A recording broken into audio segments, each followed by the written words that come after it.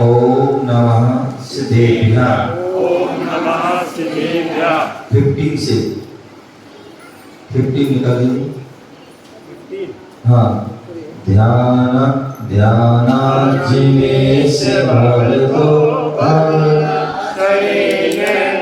देहं विहाय परमात्मदशां वदन्ति तिर्वाणरातो बलभावस्य लोके क्षामे करतमचिरादिरदातु वेदा अन्तासरेव जिनयस्य विभावसेतुं भावेकमन्तरविनाशयसे शरीरम् एतत्स्वरूपमतमद्यविवर्तिनो हि यद्विग्रहं प्रशमयन्ति महानुभावा मनीषिविरयं तद्विनिबोध्या ध्यातो जिनेन्द्र भवति भवत्प्रभावा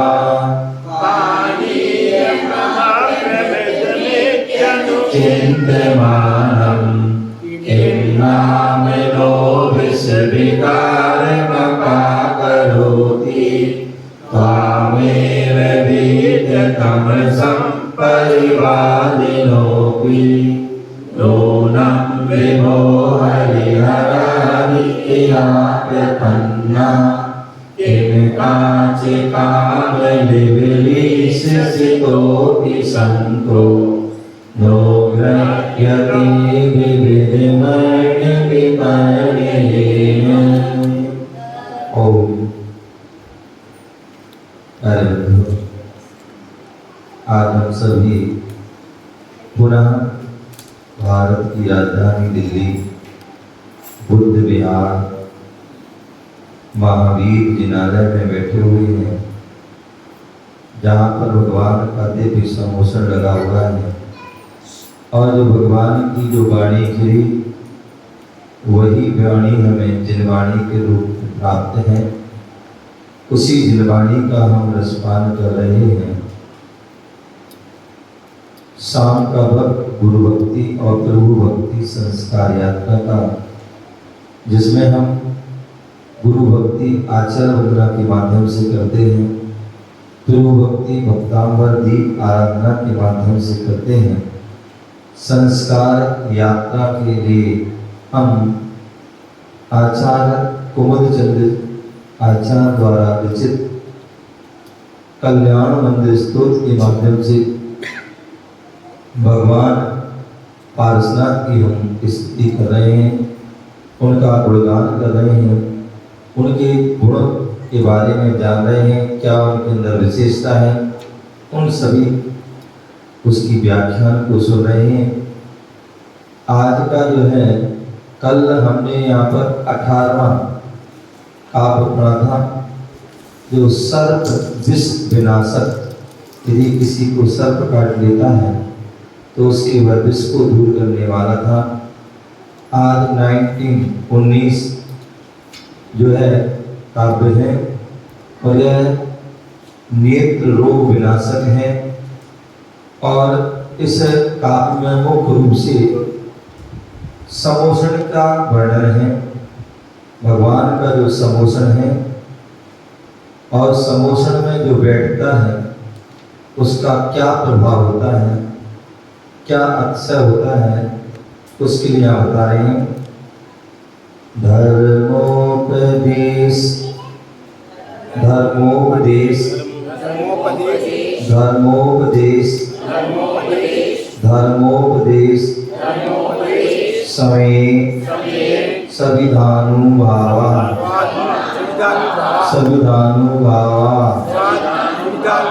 दास्तां जनो भवति ते तरु रक्त शोकाः अभ्युद्गते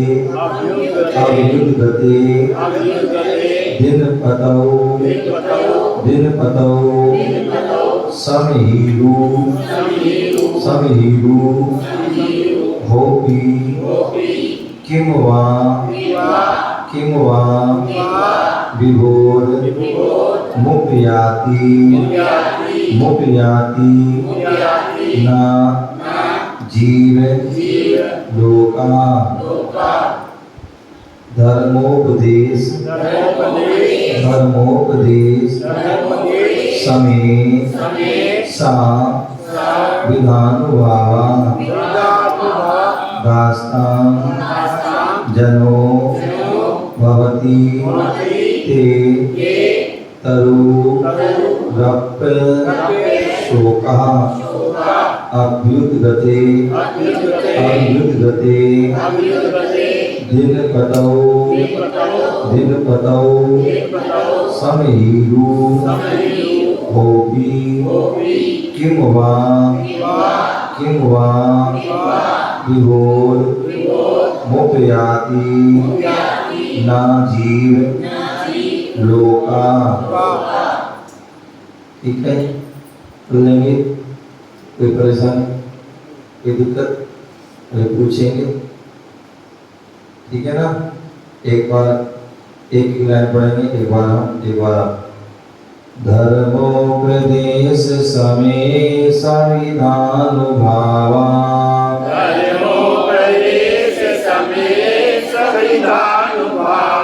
धर्मोपदेश समेत संविधानुभावा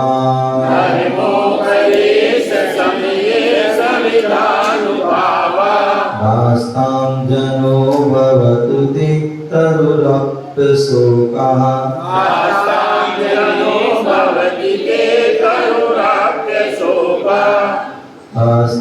जनो भवति ते तरुरप् शोकः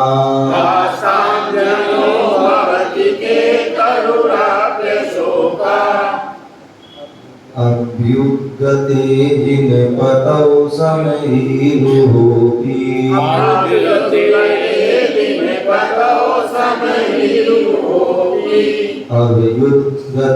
जिनपतौ समहीरु होपि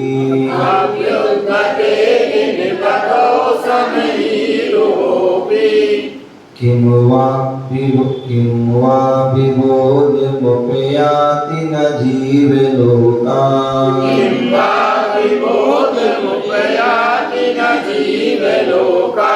सचिन पढ़ नहीं रहे हो? हाँ, आवाज नहीं आ रही। सरदना बाबा की रसी आवाज आती है, पढ़ते समय में आती है तो आवाज आना चाहिए। किं वा विबोधमुपयाति न जीव लोका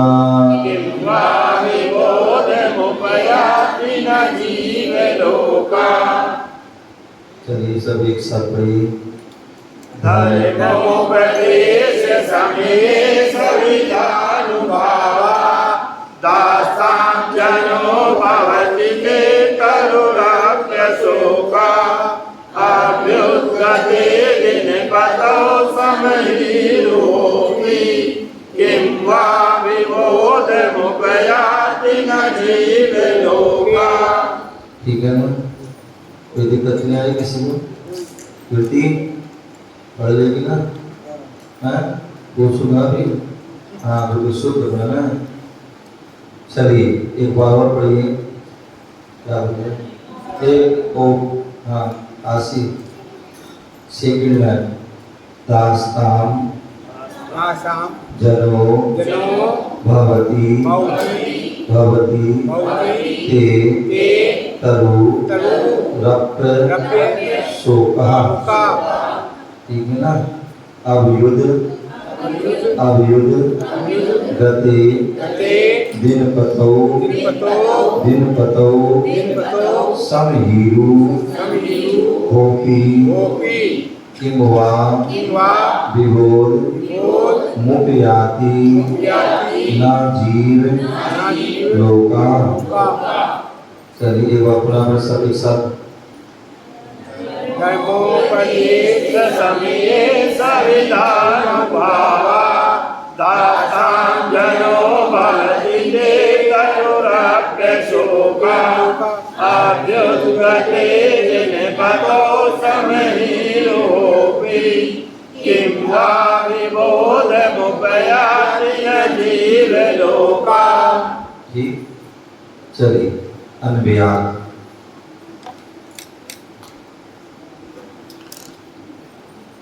अनव्याग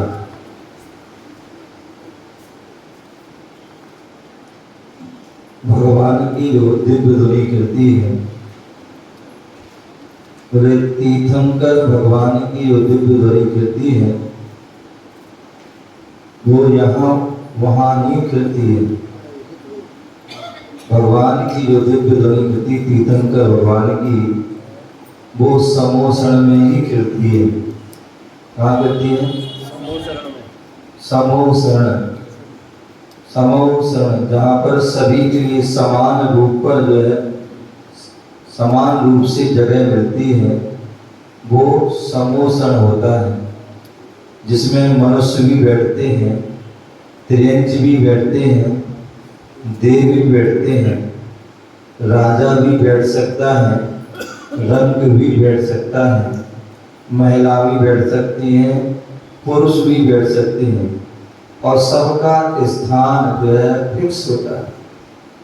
12 सभाएं होती हैं जिनमें 4 सभा देवियों की, 4 सभाएं देवों की, एक जो है मुनियों की, एक त्रियंचों की और एक जो है मनुष्यों की। इस प्रकार से वह पूरी 12 सभाएं होती हैं। ठीक है ना? तो यहाँ बता रहे हैं धर्मोपदेश समय। बोले जो भगवान के समोषण में कहते हैं, भगवान का समोषण जो है 5000 धनुष, कितना पुष्पा 5000 धनुष ऊंचा होता है, जिसमें 20,000 सीढ़ियां होती हैं। कितनी? हाँ, चढ़ लोगी, चढ़ जाओगी। वहां पर जो है समोषण में विशेषता होती है कि जो है यहाँ 10 घर की 10 सीढ़ी के लिए लिफ्ट लगाना पड़ती है, लेकिन वहाँ 20,000 सीढ़ियाँ यूं ही क्षण भर में अंतर्मुख के अंदर अंदर जो है चढ़ जाते हैं और किसी प्रकार का कोई कष्ट भी नहीं होता है। यहाँ तो थोड़ा झुंझुना बजा लो, हाथ में दर्द हो जाता है, लेकिन वहाँ पर किसी प्रकार का कोई दर्द दूर होगा पहले से तो भी दूर हो जाएगा, कोई कष्ट भी होगा, पीड़ा होगी, जो भी रोग बीमारी सब दूर हो जाएंगी। ऐसा वह समोषण होता है। तो ऐसे उस समोषण में भगवान के धर्मोपदेश होता है, उपदेश होता है, दिव्य ध्वनि कीर्ति है। कहते हैं उस जो दिव्य ध्वनि को सुनता है वो सम्यक दृष्टि होता है, जिसका जो है संसार का काल थोड़ा रह गया है। क्या रह गया? थोड़ा, थोड़ा कितना?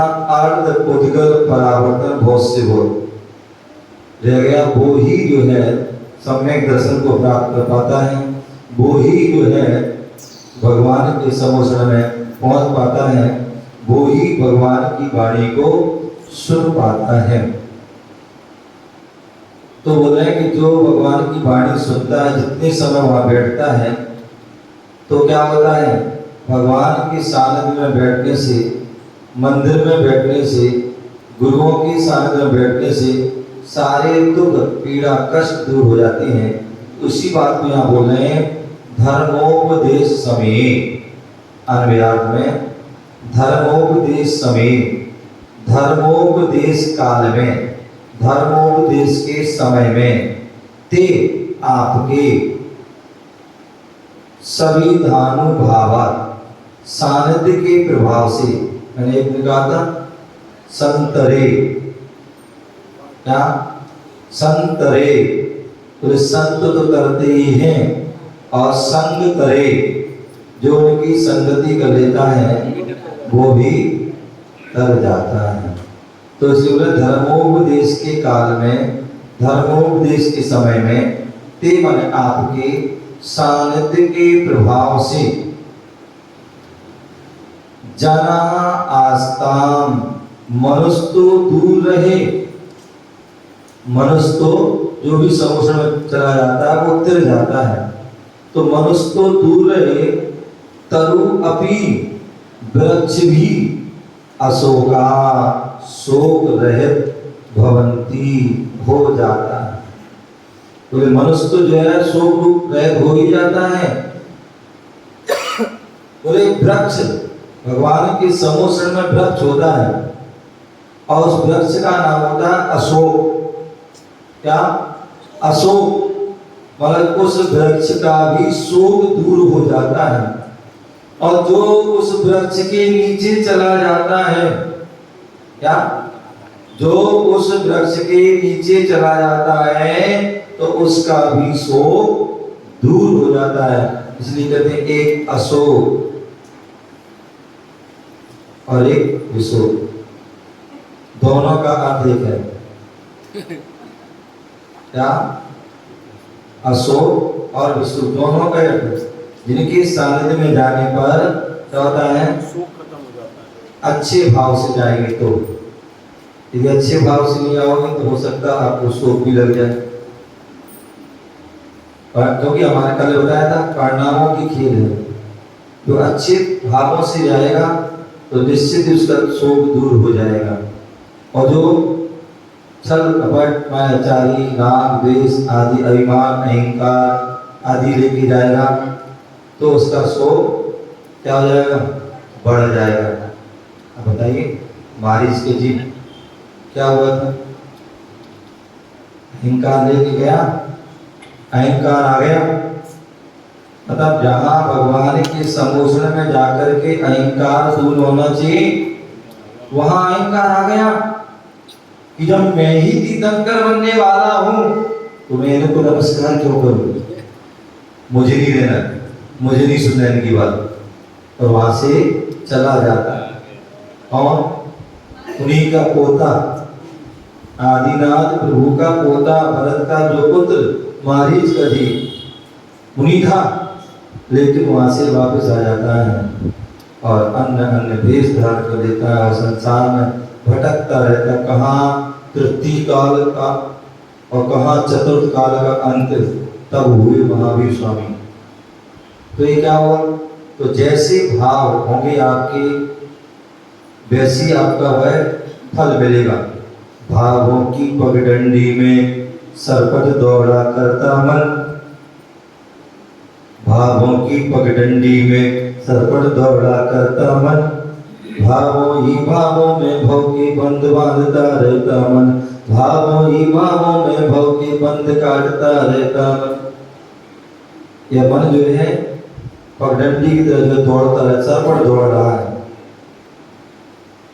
लेकिन यदि वह मन बुरे काम में चला गया, पाप काल में लग गया, अशुभ काम में चला गया तो उससे भाव बढ़ जाएंगे।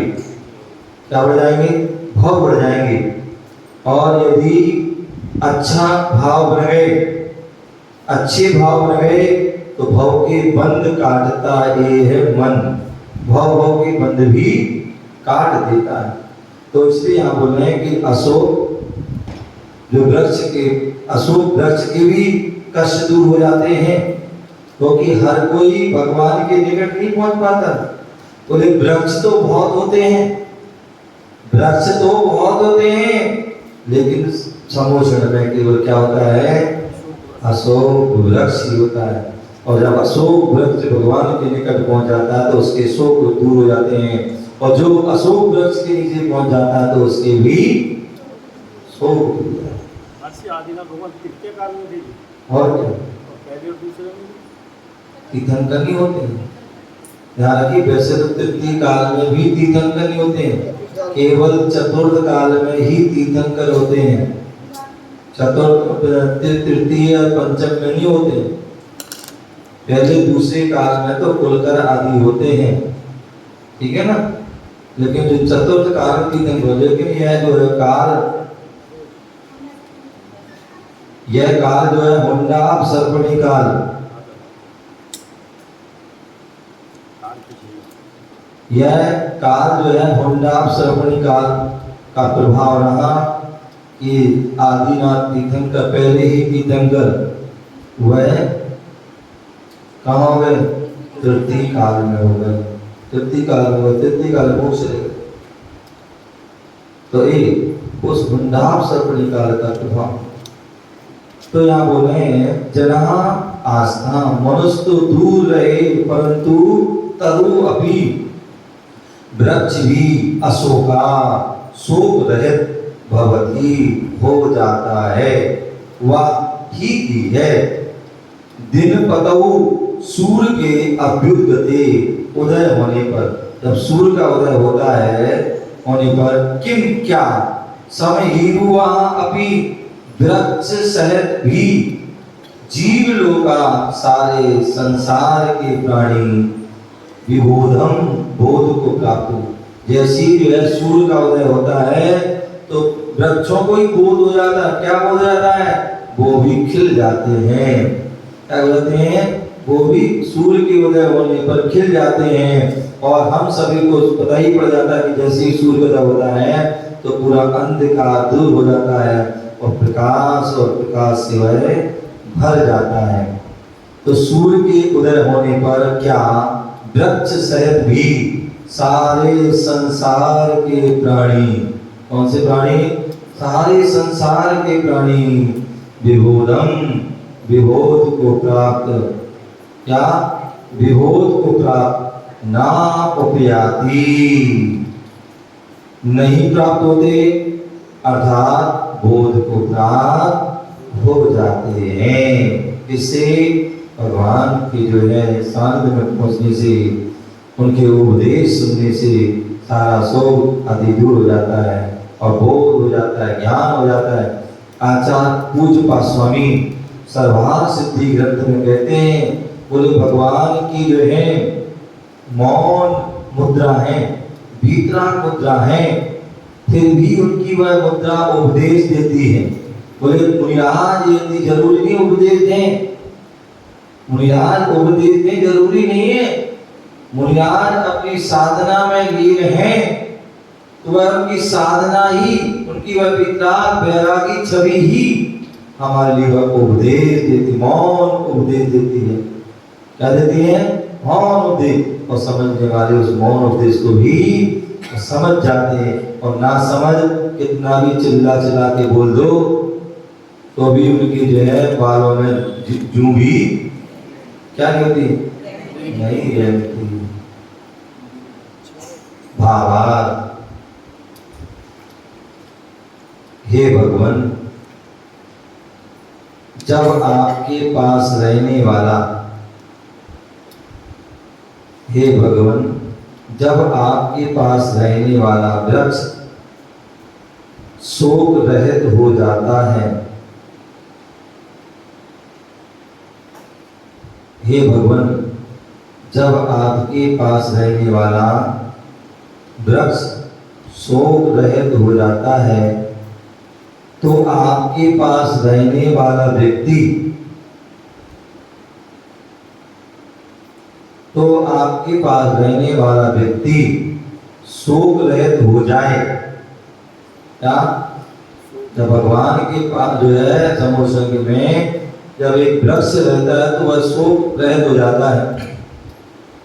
तो जब साक्षात जो है मनुष्य या कोई भी जीव भगवान के समोसन में चले जाए या मंदिर में आ जाए या गुरु के पास आ जाए तो क्या उसके शोक दूर नहीं होंगे, दुख दूर नहीं होंगे, कष्ट दूर नहीं होंगे? अवश्य होंगे। और यदि नहीं हो रहे हैं, कुछ ऐसे भी लोग होते जिनके कष्ट दूर नहीं होता, तो कष्ट आ जाता है, कष्ट आ भी जाते हैं। क्यों? क्योंकि वो रह तो रहे हैं वहां पर लेकिन उसका सदुपयोग नहीं कर रहे हैं। क्या कर रहे हैं? गुरु के पास रह करके सदुपयोग नहीं कर रहे, दुरुपयोग कर रहे हैं। और दुरुपयोग करते हैं तो उसका को फल भी खोटा हो जाता है, दुख रूप, कष्ट रूप, रोग बीमारी रूप मिलता है।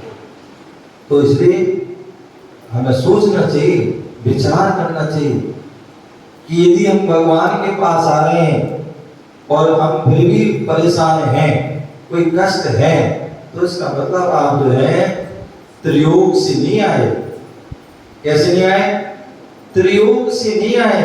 हमारे यहाँ कहते हैं हम कोई भी क्रिया करें धर्म की तो हम त्रियोग से करें। नमो त्रियोग समार के कहते हैं, मन से भी आए, वचन से भी आए, काय से भी आए।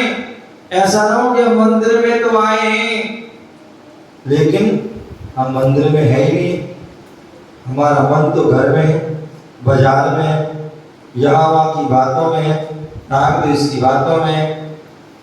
तो इसका मतलब आप मंदिर मन से नहीं आए, केवल शरीर से आए। अथवा व्यक्ति वचन से ही आए, मंदिर में आया, भगवान की स्तुति करना चाहिए, गुरुओं की स्तुति करना चाहिए, और हम यहाँ बातें करने लगे हैं। क्या करते हैं? मंदिर में आके बातें करते हैं। क्या करना? आप कर्मों का आश्रय कर रहे हो। यदि आपको बातें करना है तो कहाँ चले जाओ? बाहर चले जाओ, मंदिर में समोषण में नहीं। समोषण में तो आप आए हैं, थोड़ी देर के लिए आए हो, वो भगवान की भक्ति करो, आराधना करो, पाठ करो, स्वाध्याय करो, जाप करो, प्रभु का गुरु का गुणगान करो, तभी वह आपका आना है सार्थक है। तो मन से भी आओ, वचन से भी आओ, और काय से भी आओ। अंदर आए और यहाँ वहाँ घूम के चले गए। कितने सारे ऐसे लोग आते देखते मंदिर में आते हैं, आए और यहाँ वहाँ कौन क्या कर रहा है तो देख के चले जाते हैं। हाथ भी नहीं जोड़ पाते। क्या?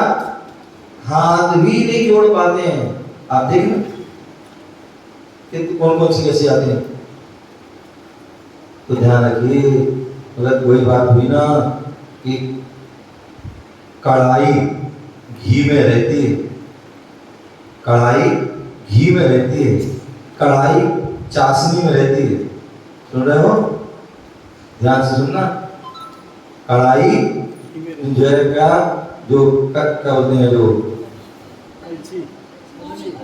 हाँ झाड़ होते हैं, झाड़ी, कलसी, चम्मच, कोई भी है, वो क्या रहती है? घी में रहती है, चाशनी में रहती है, लेकिन घी का स्वाद नहीं चख पाती है। मिठाई जो है चाशनी का स्वाद नहीं चख पाती। उसी प्रकार बहुत से ऐसे भी लोग होते हैं, मंदिर में तो रहते हैं, गुरु के पास तो रहते हैं, लेकिन उसका वह सत्संगति का स्वाद नहीं चख पाते हैं। तो इसलिए यहाँ बोल रहे हैं कि जो हे भगवान, जब आपके पास रहने वाला वृक्ष शोक रहित हो जाता है तो आपके पास रहने वाला व्यक्ति शोक रहित नहीं होगा क्या? अब अवश्य होगा, इसमें कोई आश्चर्य की बात नहीं है। और यदि नहीं हो रहा है तो कहीं ना कहीं कोई कमी जरूर है। उस कमी को दूर करो, सारी समस्याएं दूर हो जाएंगी।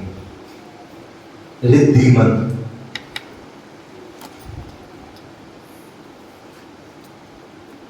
रिद्धि मंत्र।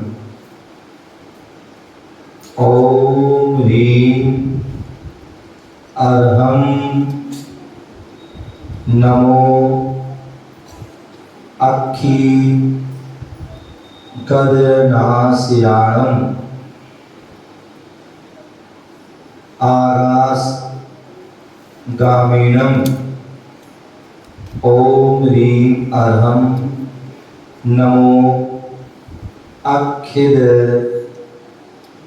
अक्षी गदनास्याणम् आगासगामीणम्।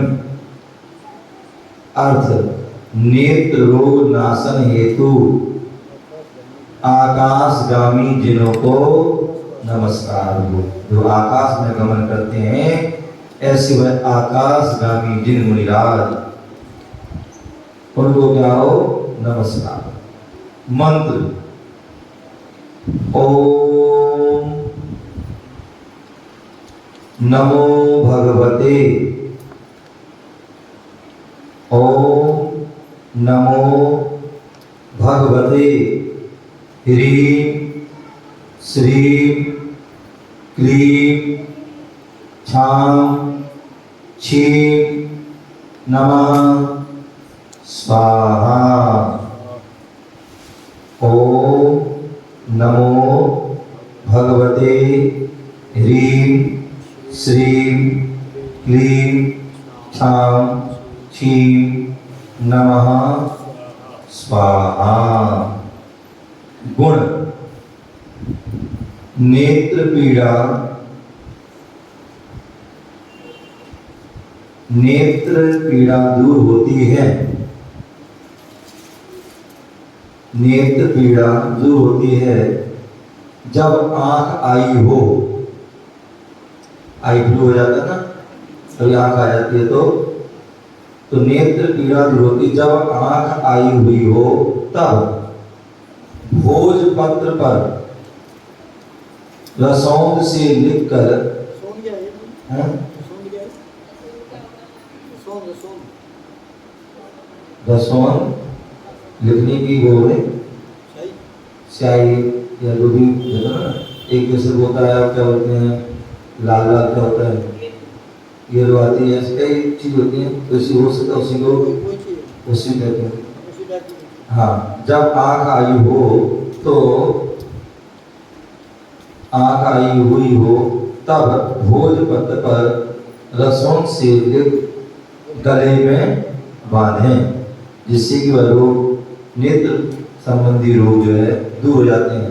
या और भी किसी छोटे छोटे बच्चे होते हैं, उनकी आंखें कमजोर हो जाती हैं, आंखों से दिखना बंद हो जाता है, दतौंधी आदि रोग हो जाता है, मोतिया बिंद आदि हो जाता है, आंखों में जो जाला आदि पड़ जाता है, काला काला आदि हो जाता है, सफेद हो जाता है, कुछ भी अनेक प्रकार की परेशानी हो जाती हैं। तो ऐसे में जो है वो है हमें इस मंत्र का विशेष जाप और जो है वह मंत्र लिख करके जो है गले में पहनना चाहिए, जिससे कि वह परेशानी दूर हो जाती है। ऐसा हमें जानना चाहिए। ओम नमः।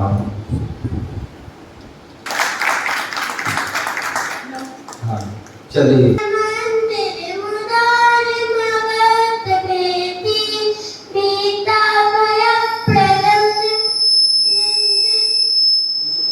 हाँ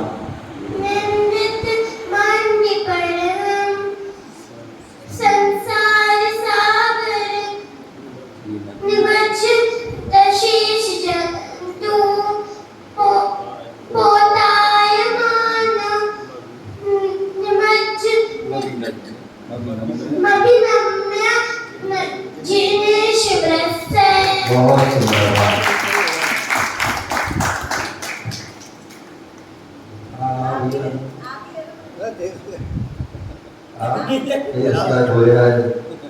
यह सत्तू के लिए बहुत सत्तु सात्विक की बहुत बहुत कार्य जाइए। आज जो है उसके 4 साल हो गए हैं, 4 साल हो गए। आज के दिन ही वह पहली बार जो है बुद्ध विहार के मंदिर में आए थे। ये 40 दिन बाद है।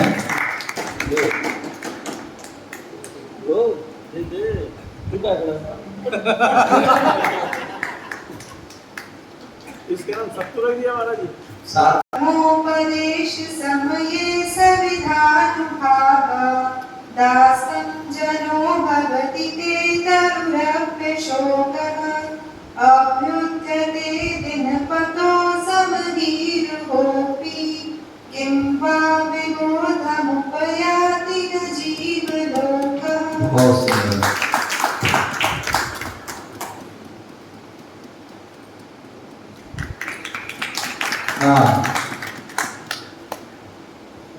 धर्मोपदेश समये सविधानुभावा तासां जनो भवति ते तरुरप्य शोकः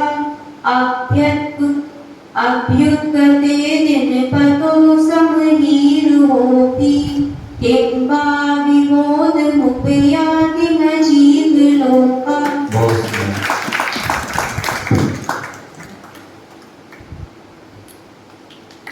अब याद भी करना है। धर्मोपदेश समये सविधानुभावा दासं जनो भवति ते तरुरप्य शोके अभ्युत्थते दिनपतो समहीरुहोऽपि किं वा विबोधमुपयाति न जीवलोके काय को के क्यों कहती है? बट काय को क्यों के हाँ, सो कहा, सो की नहीं है, काय को के क्यों कहती सो का, ठीक है ना? चलिए, है? वैसे उसको ये लिखा काय को के बोलती है? हाँ, त्रिलिंगी। दास्तां जनो भवति ते तरुरपयोक्षो अभ्युदगते दिनपतौ समीरुहोऽपि किं वा विबोधमुपयाति न जीवलोका बहुत सही। सविधानुभावा दास्तां जनो भवति ते तरुरपयोक्षो अभ्युदगते दिनपतौ समीरुहोऽपि किं वा विबोधमुपयाति न जीवलोका बहुत बढ़िया। माइक बता रहा तो नहीं गड़बड़ कर रखी है।